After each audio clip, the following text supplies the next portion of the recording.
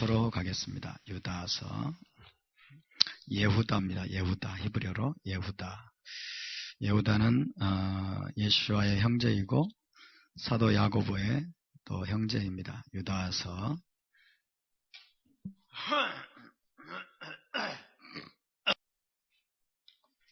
물백목이 살아 역사하고 있습니다. 유다서 1장 3절 4절 3절 4절 함께 읽습니다. 시작.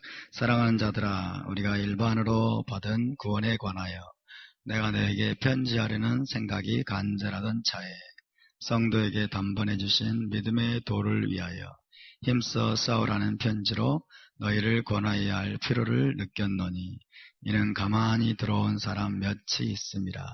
그들은 예적부터 이 판결을 받기로 미리 기록된 자니 경건하지 아니하여 우리 하나님의 은혜를 도리어 방탕한 것으로 바꾸고 홀로 하나이신 주제 곧 우리 주 예수와 마시아 그를 부인하는 자니라. 아멘.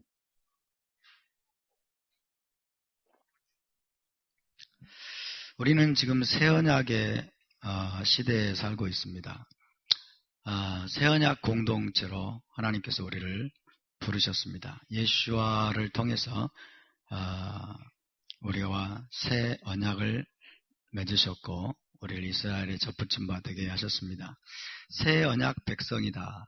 새 언약 공동체다 하면서 하나님께서 우리에게 주신 성경이 소위 신약 성경이죠. 브리타다샤라고 하는 신약 성경.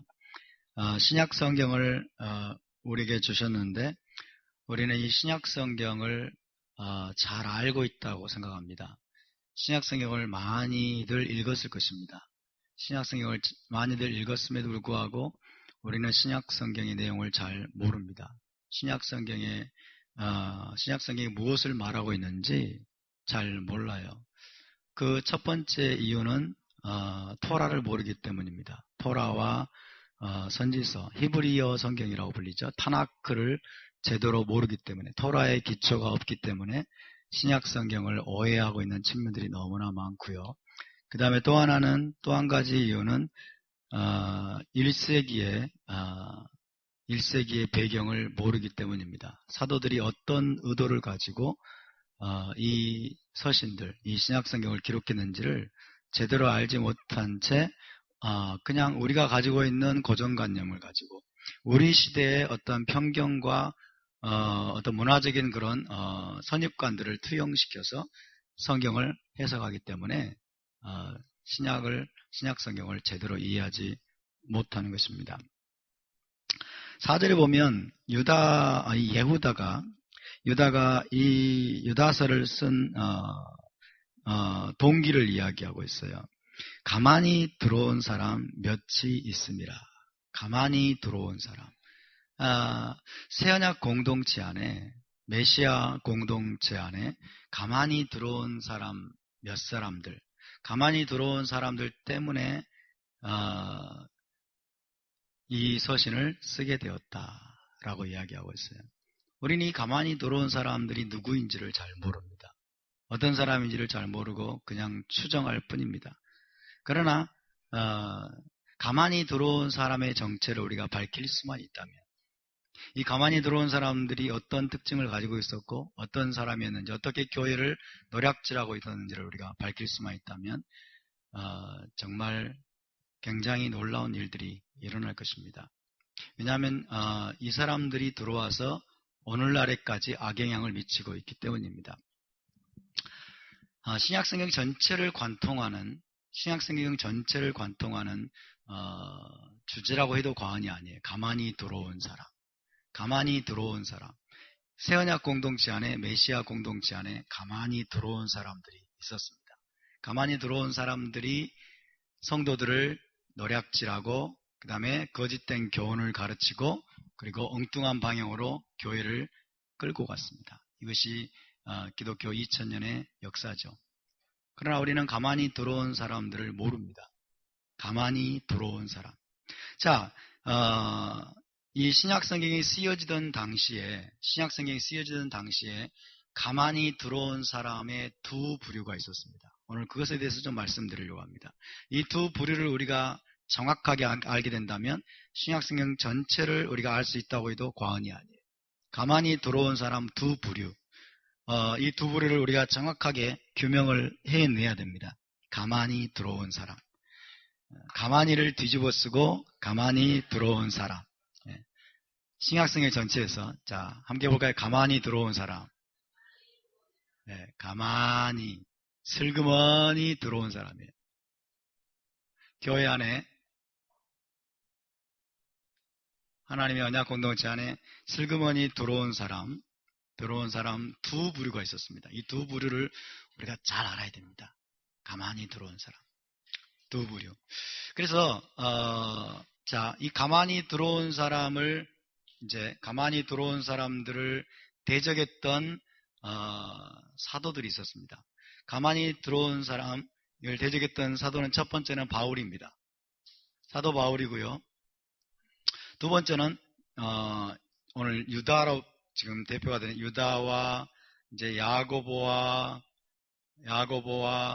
그리고 베드로와 그리고 사도 요한.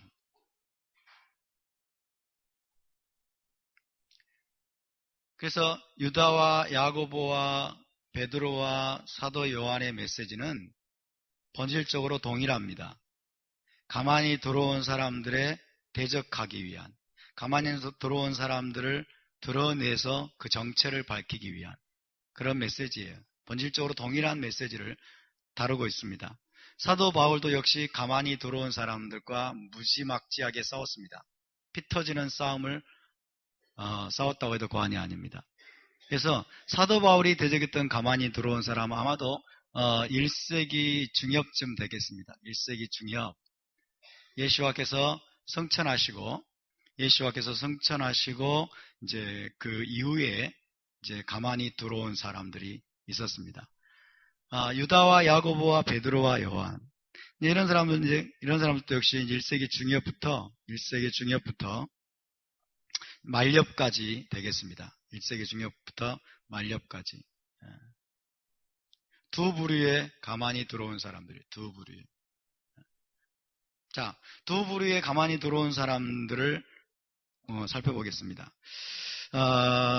가만히 들어왔다라는 표현이 또 어디에 나올까요? 가만히 들어왔다. 기억 안 나십니까? 가만히 들어왔다. 가만히 들어온 자. 그러니까 여러분들은 신약성경을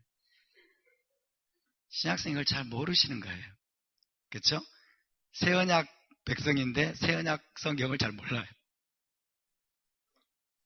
갈라디아서로 가겠습니다. 갈라디아서 2장을 봅니다. 갈라디아서 2장.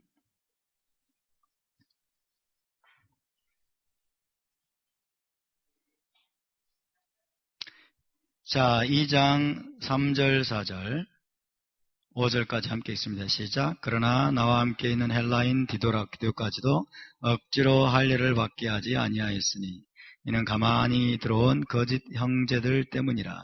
그들이 가만히 들어온 것은 메시아 예수 안에서 우리가 가진 자유를 엿보고 우리를 종으로 삼고자 함이로되 그들에게 우리가 한시도 복종하지 아니하였으니 이는 복음의 진리가 항상 너희 가운데 있게 하려 함이라. 가만히 들어온 거짓 형제들, 사도 바울이 지금 이야기하고 있습니다. 우리가 한시도 이들에게 복종하지 않았다, 굴복하지 않았다 라고 이야기하고 있죠.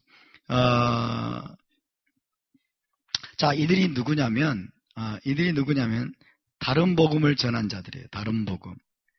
1장 8절을 보시면 그러나 우리나 혹은 단을 높던 천사라도 우리가 너희에게 전한 복음 외에 다른 복음을 전하면 저주를 받을지어다.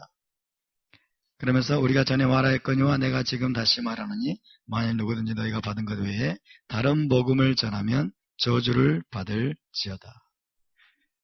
다른 복음, 교회 안에 들어와서 거짓된 복음을 전하는 거짓 교사들이라는 뜻이죠. 거짓 교사들. 사도 바울이 갈라디아에서 다루고 있는, 갈라디아에서 다 대처하고 있는 이 가만히 들어온 자들은 그리스도 예수와 메시아 예수 안에서 형제들이 누리고 있는 자유를 엿보고 그 자유를 빼앗으려고 하는 자들이에요. 그래서 다시 종노릇하게 만드는 그런 방향으로 형제들을 끌어가려고 하는 그런 자들이 바로 이 가만히 들어온 자들입니다. 이것에 대해서 우리가 지금까지 들어왔던 설교는 다시 율법으로 돌아가게 만들려고 하는 자들, 율법의 종노릇하게 만들려고 하는 자들, 그렇게 우리가 많이 들어왔습니다. 그러나 그것이 아니에요. 그것이 아니고 이 지금 갈라디아 성도들은 예수와를 통해서 여러분 구원을 받고 진리 안에서 자유를 누리고 있었습니다. 아멘. 진리 안에서, 토라 안에서, 진리 안에서 자유를 누리고 있었는데, 그러나 진리를 벗어나게 만들려고 하는 거예요. 진리를 벗어나면 우리는 여러분 매이게 됩니다. 자유가 없습니다. 아멘. 진리를 벗어나면 자유가 없는 거예요. 그래서 진리에서 벗어나게 만들려고 하는 거예요. 그러니까 메시아 안에서 가지고 있는 자유를 이들이 엿보고 다시 뭔가에 매이게 만드는 거예요. 뭔가에 매이게 만들고 뭔가에 종이 되게 만들려고. 그것이 무엇일까요?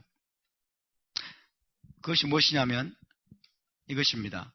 자, 보세요. 개종의식을 해야 된다. 개종의식을 해야 된다. 개종의식을 대표하는 것이 할례였습니다. 할례.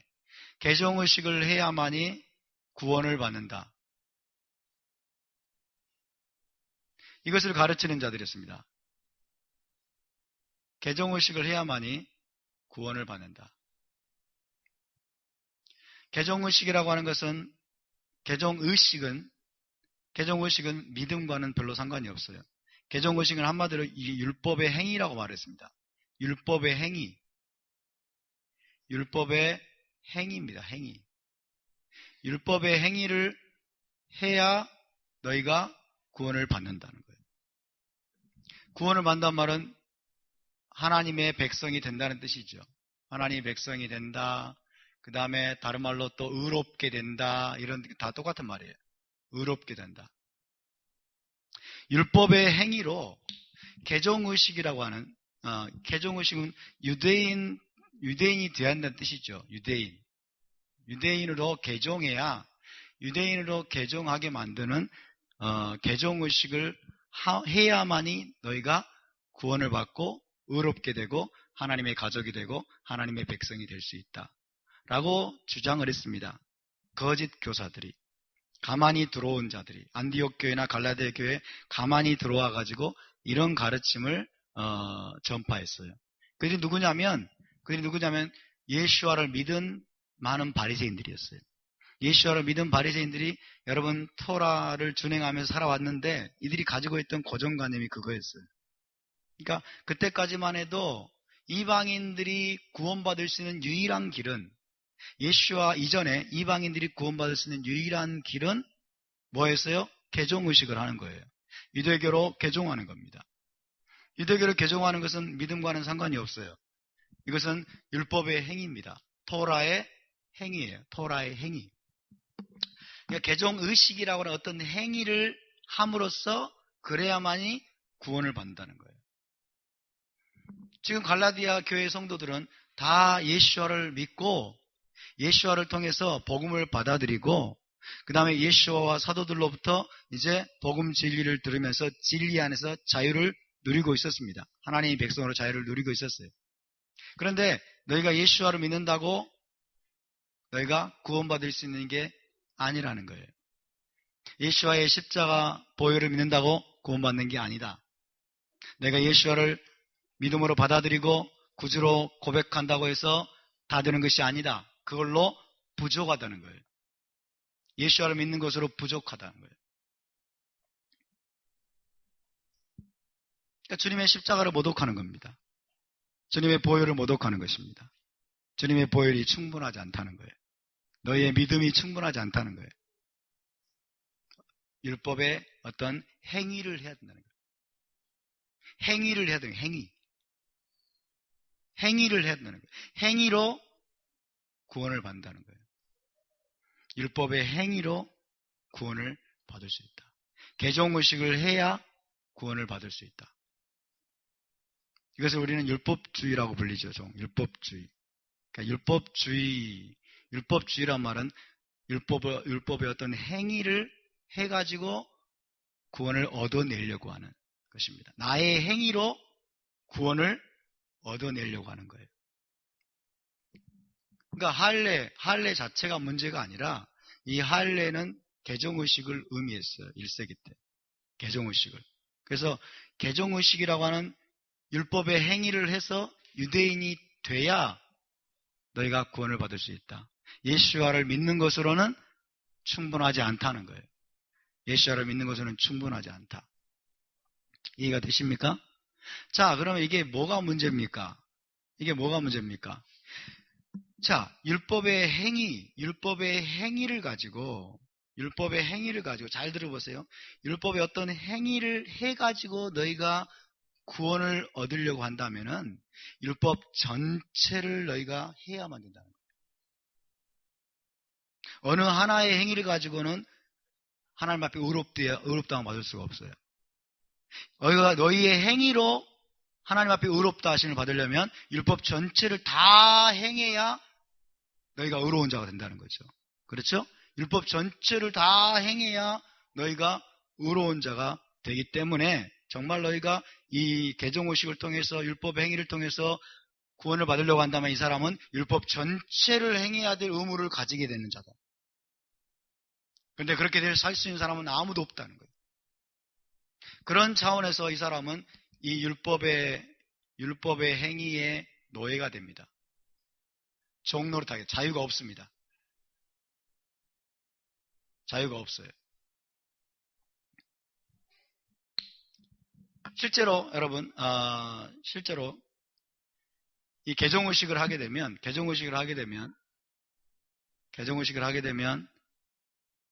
심각한 문제가 발생하는데, 이제 유대교로 개종을 하고 유대인이 돼가지고 유대교 안에 있는 모든 오랄 토라, 구전 토라, 랍비들의 모든 할라카를 다 지켜야 돼.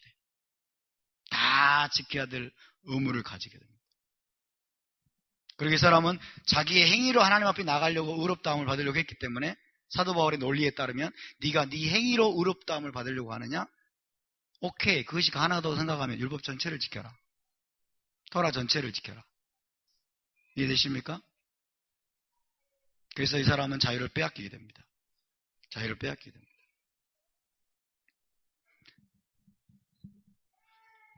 (5장으로) 가보겠습니다. 갈라디아서 5장. 이것을 우리가 이해하지 못하면 갈라디아서 전체를 오해하게 되고 사도 바울 자체를 오해하게 됩니다. 갈라디아서 5장을 보겠습니다. 메시아께서 우리를 자유롭게 하려고, 자유롭게 한다는 말은 뭐로부터 자유롭게 한다는 얘기예요?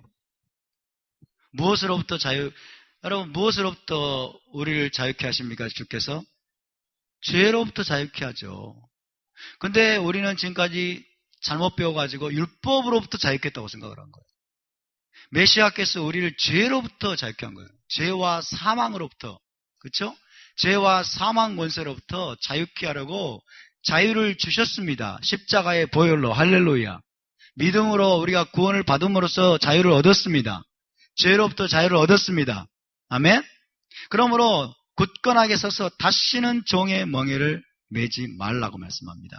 죄의 종이 되지 말고, 비진리의 종이 되지 말고, 사망의 종이 되지 말고, 사단의 종이 되지 말고, 육신의 종이 되지 말라는 거예요. 근데 더 나아가서 2절 보시면, 보라, 나 바울은 너에게 말하노니 너희가 만일 할례를 받으면, 이 할례는 개종의식을 의미합니다. 개종의식. 할례라고 하는 개종의식을 행하게 되면 메시아께서 너희에게 아무 유익이 없으리라. 그렇죠? 할례를 받아가지고 개종의식을 해가지고 구원받으면 주님의 십자가는 무용지물이라는 거죠. 주님의 십자가는 무용지물이에요. 내가 할례를 받는 각 사람에게, 개종의식을 하는 각 사람에게 다시 증언하노니 그는 토라 전체를 행할 의무를 가진 자라. 왜 그런다고요? 자기 행위로 나가려고 하기 때문에. 그렇죠?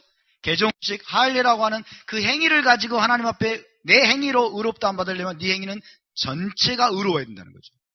그러면 토라 전체를 행해야 온전히 의로우니까 자기 행위로 하나님 앞에 구원받으려고 하는 자, 의롭다함 받으려고 하는 자는 토라 전체를 행해야 되겠죠. 이해되십니까? 그러니까 할례를 받아가지고 개종의식을 해서 율법의 행위로 하나님 앞에 의롭다함 받으려고 하는 너희는 토라 전체를 향한 의무가 너에게 주어지는 것이다. 그렇게 이야기하고 있어요. 그래서 4절 율법 안에서 의롭다함을 얻으려 하는 너희는, 이 사도 바울의 이 율법, 토라라는 용어를 우리가 잘 이해해야 됩니다. 율법 안에서 의롭다 한다, 의롭다함을 얻으려고 한다. 이 말은 무슨 말이냐면 율법의 행위로 의롭다함을 얻으려고 한다는 말이에요. 율법의 행위로.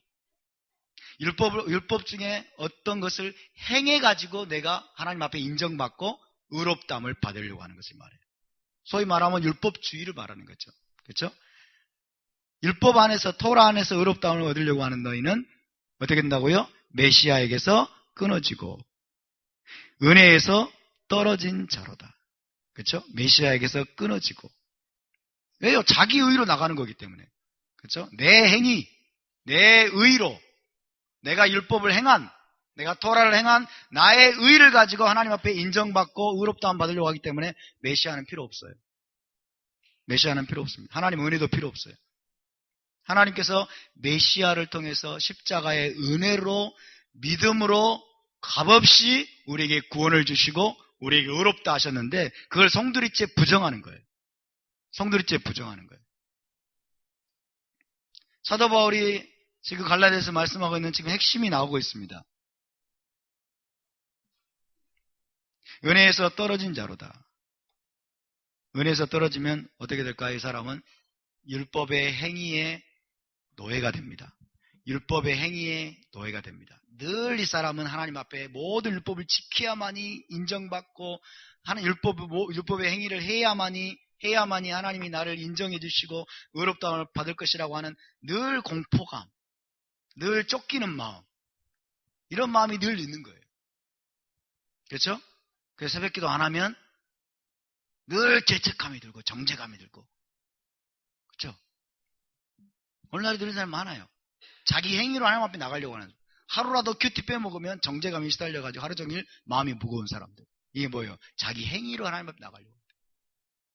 자기 행위의 의로움을 가지고 하나님 앞에 나가려고 하기 때문에 그렇습니다. 이 사람은 노예입니다. 율법의 행위의 종입니다. 이해되십니까? 그러니까 바울 서신이 거의 대부분이 이걸 다루고 있습니다. 바울 서신 거의 대부분이 가만히 들어온 자, 이때 1세기 증협에 가만히 들어온 자들은 예수를 믿은 바리새인들이에요. 예수를 믿은 바리새인들이 각 지역의 이방인 신자들을 찾아다니면서 갈라디아 교회, 안디옥 교회 이런 데를 찾아다니면서 너희가 모세의 토라대로 할례를 받지 않으면 구원을 받을 수 없다. 율법의 행위, 종교 행위, 개종의식을 행해야만이 너희가 구원을 받을 수 있다. 이렇게 거짓 가르침들을 했던 것입니다. 이것이 바로 여러분 율법의 행위 혹은 율법주의라고 말할 수 있겠어요. 율법주의, 종교 행위 혹은 율법의 행위, 마세 토라라고 그러죠. 율법의 행위, 그리고 내가 율법을 어떤 행한 어떤 의로움을 가지고 나의 의로움을 가지고 하나님 앞에 인정받고 의롭다함을 받고 구원받을 수 있다고 하는, 구원받으려고 하는 그런 가르침입니다. 이해가 되십니까? 이거는 굉장히 여러분 사도 바울 서신을 이해하는 데 있어서 대단히 중요한 것입니다. 대단히 중요한 것입니다. 사도행전 15장이 이걸 이야기하고 있고 갈라디아서가 이걸 이야기하고 있고 또 로마서가 또 이런 얘기를 하고 있어요. 사도 바울이 율법, 토라라고 말할 때 사도 바울의 언어를 우리가 굉장히 잘 이해해야 돼요. 사도 바울의 언어는 굉장히 어렵습니다. 그래서 쉽지 않습니다. 5절을 보십시다. 우리가 성령으로 믿음을 따라, 그래서 믿음으로 예수와를 믿는 믿음을 따라 의의 소망을 기다리나니. 믿음으로 의롭게 된다고 하는 소망을 말합니다. 성령으로 말미암아 믿음으로 의롭게 되는 소망을 기다린다. 6절, 자, 메시아이신 예수와 안에서는 할례나 무할례나 효력이 없으되. 우리가 이 말을 잘 이해해야 돼요.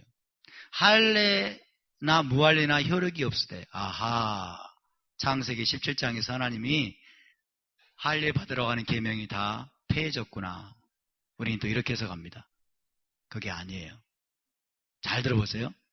자, 사도 바울 시대 당시에 할례 받는 걸 뭘 의미해요? 할례 받은 자는 누굽니까? 유대인이에요. 무할례자는 누굽니까? 이방인이에요. 그러니까 이 언어를 우리가 잘 이해해야 돼. 이런 뜻입니다. 그리스도 예수와 메시아이신 예수 안에서는 유대인이나 이방인이나 소용이 없다는 거예요. 아멘. 메시아이신 예수 안에서는 유대인이나 이방인이나 중요한 게 아니라는 거예요. 유대인이든지 이방인이든지 그게 중요한 것이 아니라 사랑으로서 역사하는 믿음뿐이니라. 할렐루야. 믿음, 오직 믿음으로만, 예수와의 십자가의 은혜를 믿음으로, 전적으로 믿는 믿음으로만 구원을 받고 의롭다함을 받는다는 것입니다. 그것은 유대인이나 이방인이나 상관이 없다는 거예요. 사도 바울이 지금 할례나 무할례나, 그것은 할례를 받았든지 개종의식을 했든지 유대인이 되었든지 아니면 무할례이든지 유대인이 되지 않았든지 그게 중요한 것이 아니라는 거예요. 이해되십니까? 그게 중요한 게 아니다. 종교 행위가 중요한 게 아니다. 개종의식이 중요한 게 아니다. 율법의 행위가 중요한 게 아니다. 토라의 어떤 행위를 가지고 우리는 의롭다움을 받을 수 없다. 여러분 잘 들으셔야 돼요. 토라는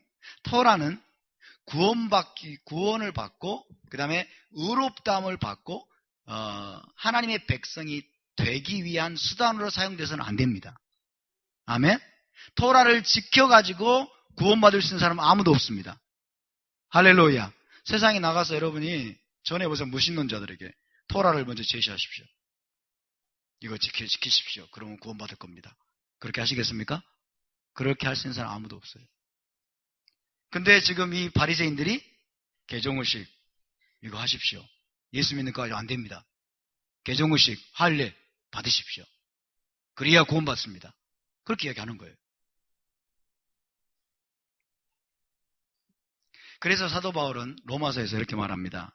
우리가 법 아래에 있지 아니고 우리가 법 아래에 있지 아니하고 We are not under the law. 우리는 법 아래에 있지 않다. 그리고 우리는 은혜 아래에 있다. 그랬어요. 참 어려운 말이에요. 이 시대적인 배경과 사도 바울의 맥락을 잘 이해해야 됩니다. 우리가 법 아래에 있지 않냐고 은혜 아래에 있음이니라. 우리는 이제 율법과 은혜가 반대되는 것으로 해석을 합니다. 그렇죠?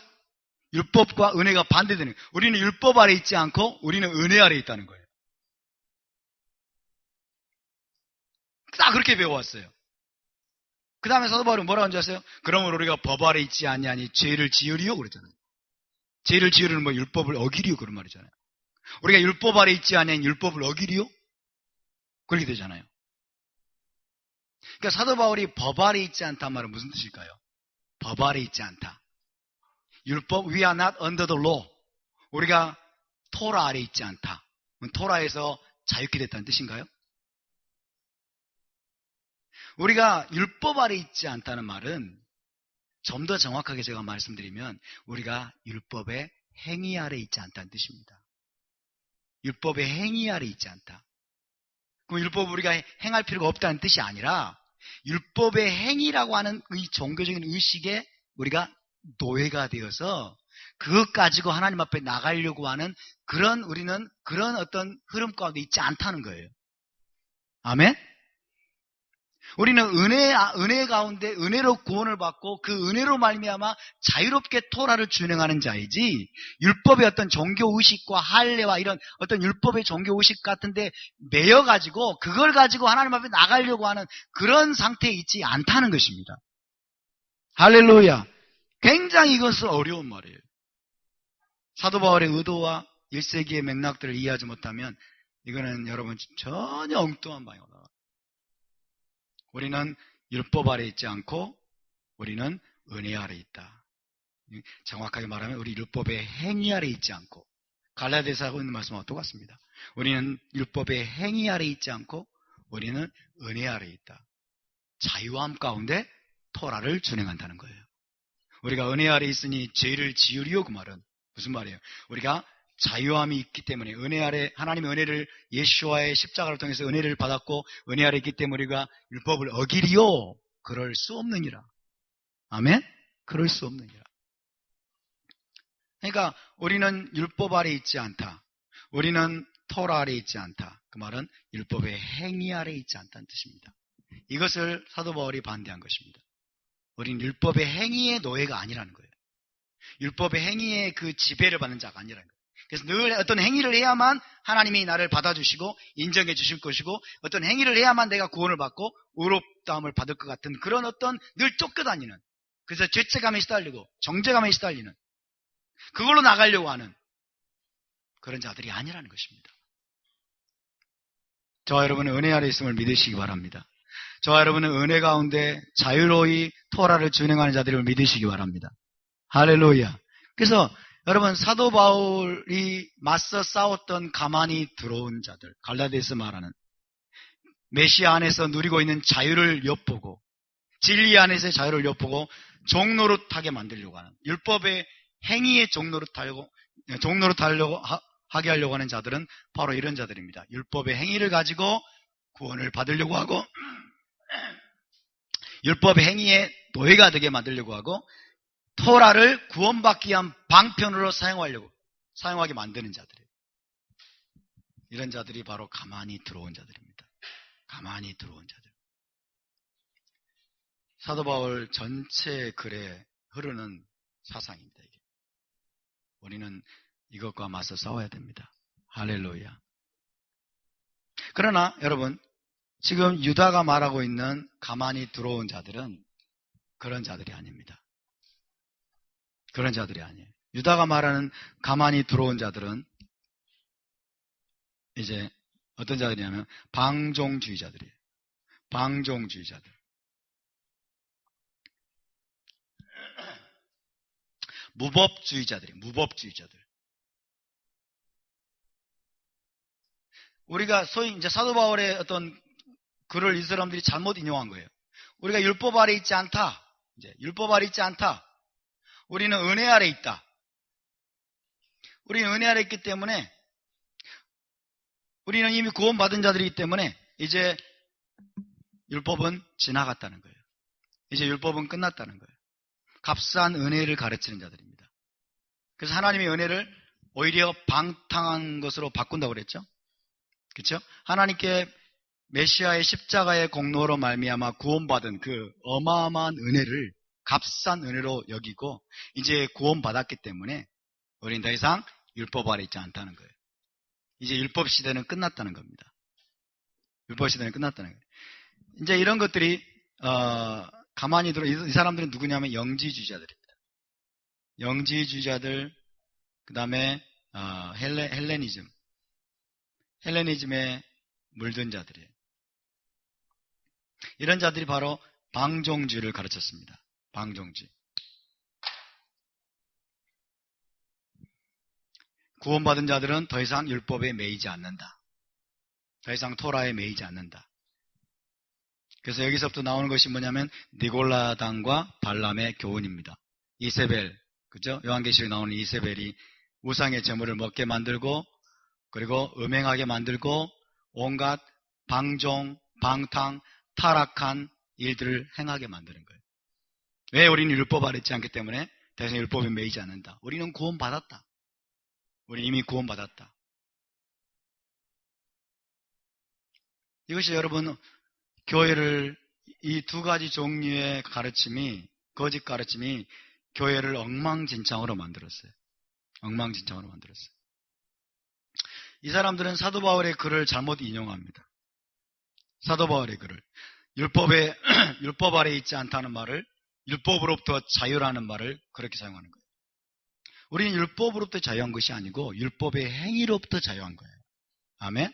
우리 율법의 행위로부터 자유한 것이고, 우리는 단순히 율법 아래 있지 않은 것이 아니라 율법의 행위 아래 있지 않는 것입니다. 아멘? 그래서 이 두 종류의 가만히 들어온 사람들이 1세기에 교회를 노략질하고 성도들을 노략질하고 여러분 거짓된 방향으로 교회를 이끌고 갔고 그 영향력은 오늘날까지도 교회 안에 가득합니다. 오늘날까지도 교회 안에 지금 편만에 있습니다. 많은 사람들이 이걸 이해하지 못합니다. 이 둘 다 잘못됐다는 것을 이해하지 못합니다. 둘 다. 그래서 한 번 구원은 영원한 구원을 외치죠. 한 번 받은 구원은 취소되지 않는다. 한 번 받은 구원은 영원한 구원이다. 우리는 이제 천국 가는 건 따놓은 당상이다. 이 땅에 있는 것도 즐겨야 된다. 이 세상도 즐기고 이 땅에 있는 좋은 것도 즐기는 게 지혜로운 것이다. 그러면서 세상 연락을 즐기는 것을 정당화하고 그리고 방종, 방탕, 타락한 방향으로 나가는 거예요. 율법 폐기론, 율법 폐기론, 율법 무용론, 무법주의입니다. 무법주의, 방종주의. 이것이 헬레니즘에서 들어온 거예요. 헬레니즘에서. 헬라적인 영향력입니다. 제가 그렇게 말씀드렸죠. 헬레니즘에 있어서는 뭐가 중요하다고요? 영적인 것이 중요합니다. 마음이 어떻게 하느냐가 중요해요. 육신으로 하는 거는 중요하지 않아요. 그렇죠? 육신으로 세상에 나가서 육신으로 하는 것은 마음에 영향을 주지 못한다고 생각을 하는 거예요. 그러니까 육신으로 아무렇게나 해도 괜찮아. 세상에 나가서 아무렇게. 여기서 방종주의가 온 거예요.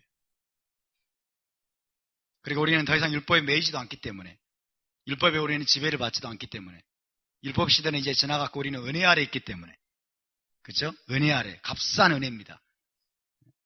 은혜 아래 있기 때문에 더 이상 정죄가 없다. 더 이상 심판이 없다. 이런 종류의 가르침이 만연됐어요. 여기에 대해서 사도 유다와 야고보와 베드로와 요한은 강력하게 반대합니다. 강력하게 경고합니다. 이런 자들에 대해서 강력한 메시지를 지금 서신을 통해서 전해주고 있습니다. 베드로 전서를 읽으셨죠? 야고보서를 읽으셨죠? 그죠? 사도 야고보가 뭐라고 말합니까? 행함이 없는 믿음은 죽은 것이다. 행함이 없는 믿음은 죽은 것이다. 오늘 유다는 뭐라고 말합니까? 너희가 성도가 단번에 받은 믿음의 도를 위하여 힘써 싸우라는 거예요. 이런 자들과 싸워야 된다는 거예요. 이런 자들은 누구와 같습니까? 발람과 같은 자들이고 가인과 같은 자들이고 이런 자들은 고라와 같은 자들이에요. 고라는 여러분 구원받은 자였어요. 그렇죠? 고라는 구원받은 자였어요. 발람도 하나님을 아는 자였어요. 어떤 식으로든 하나님을 아는 자였고 구원받은 자였어요. 그런데 불법을 행한 거예요. 그렇죠? 하나님의 법을 어기고 방종하고 방탕한 방향으로 나가는 거예요. 자기 정욕을 따라 행한 것이에요. 이 자들하고 똑같습니다. 이런 자들과 너희가 맞서 싸워야 된다는 거예요. 아멘? 이런 자들과 맞서 싸워야 됩니다. 우리가 이 두 가지를 잘 알 수만 있다면, 제대로 우리가 파악할 수만 있다면 우리가 신약성경 전체를 이해하게 될 것입니다. 신약성경 전체를 이해하게 될 거예요. 그래서 여러분 어떤 사람들은 교회는 지금까지 전통적으로 교회는 사도 바울을 이런 자로 만들어버렸어요.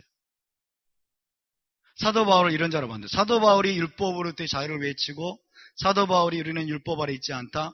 우리는 율법 시대는 지나갔다. 더 이상 우리에게는 율법이 필요 없다. 우리는 은혜 아래에 있다. 그러면서 사도 바울이 마치 방종주의를 가르친 것처럼 만들어버린 거예요. 사도 바울이 그런 자입니까? 여러분?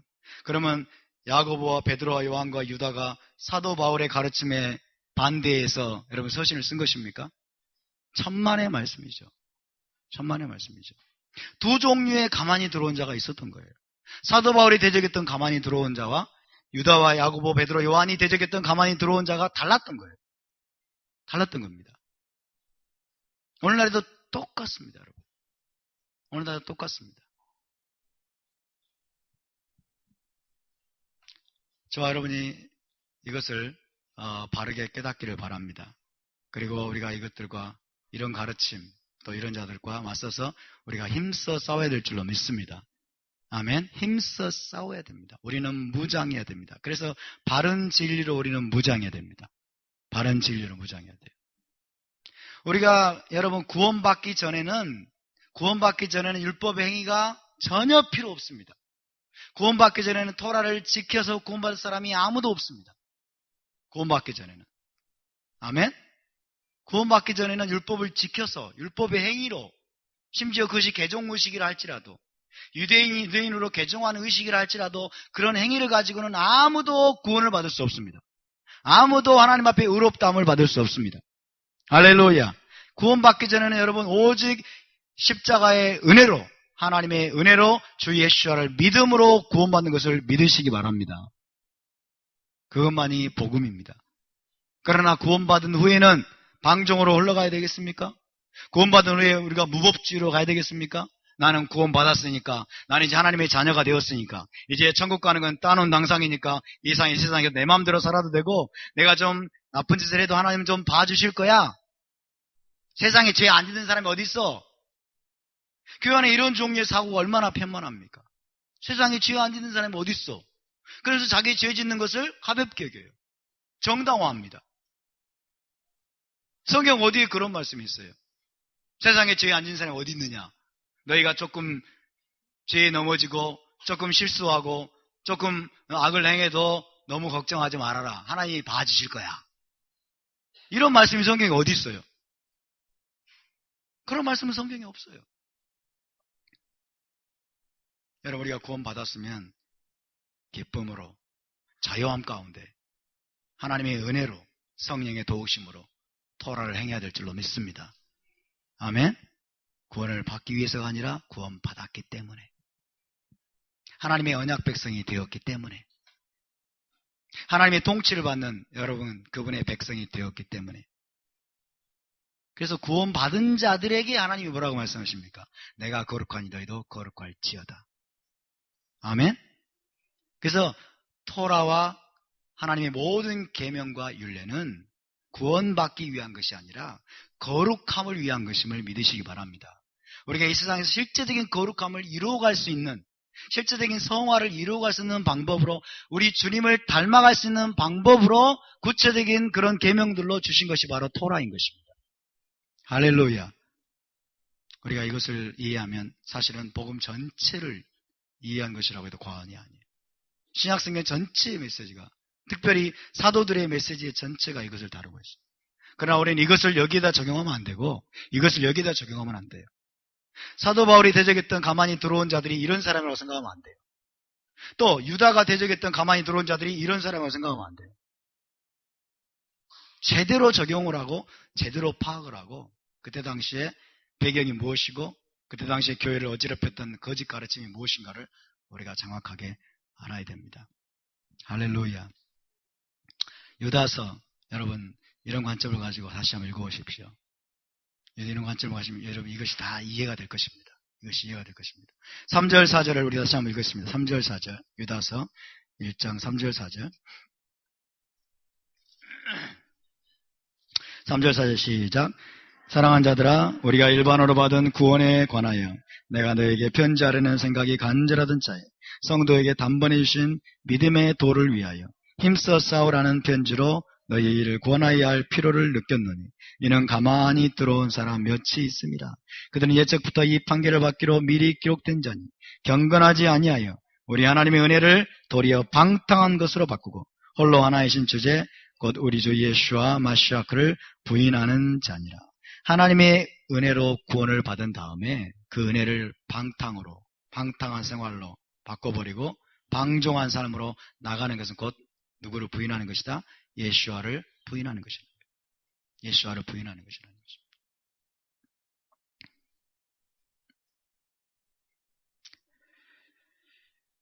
자, 오늘은 여기까지 하고 다음 주에 또 나누겠습니다.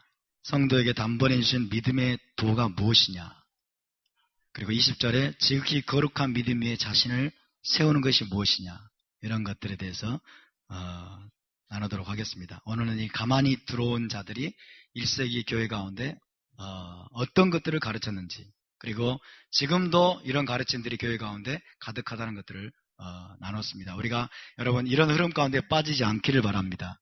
아멘. 저와 여러분 율법의 행위의 노예가 되지 않기를 바랍니다. 저와 여러분은 기쁨으로 하나님이 은혜로 구원을 받았기에 성령 안에서 토라를 준행함으로 하나님을 기쁘시게 하고 하나님께 영광을 드릴 뿐만 아니라 우리가 구체적으로 거룩을 이루어가는 삶을 살 수 있게 되기를 바랍니다. 할렐루야. 자, 우리